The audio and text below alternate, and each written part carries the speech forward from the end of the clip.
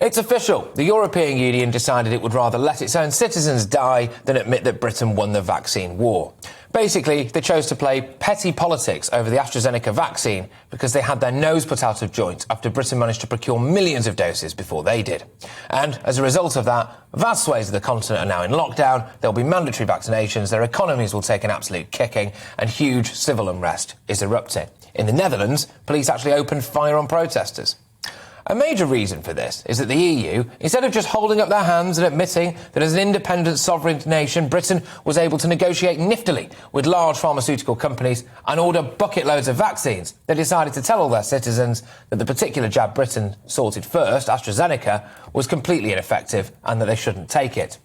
Now, I should make it clear that I did actually assume that these vaccines would be better than they are. I think I can be forgiven for thinking that they would be more effective at stopping transmission and the effects of COVID, but I also have got serious concerns as well about any long-term data that may emerge about some of these jabs. However, we are where we are, as they say.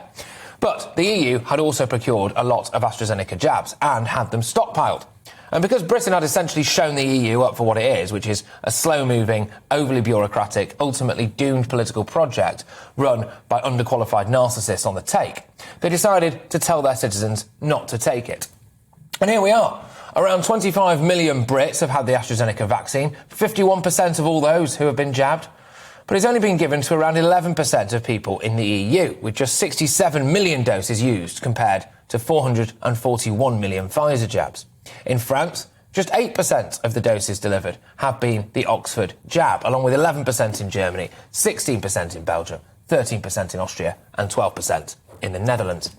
The number of people in intensive care has doubled in the past month in Austria, Belgium, Germany and the Netherlands, but rose only 17% in the UK.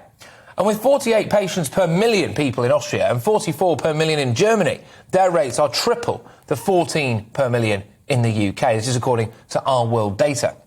So I think we all need to do the right thing now and just say a big well done to the European Union. Another absolute gift in this story is that scientists also think that one of the reasons why Britain is emerging rather well at the moment is because of the high level of population immunity that we have, especially amongst the young. So for everyone who was banging on about we need more lockdowns, actually what we need is less of you. It's not the first time the EU has hung its citizens out to dry, is it? Just ask the people of Italy and Greece about the support they got from the EU during the early days of the migrant crisis, for example.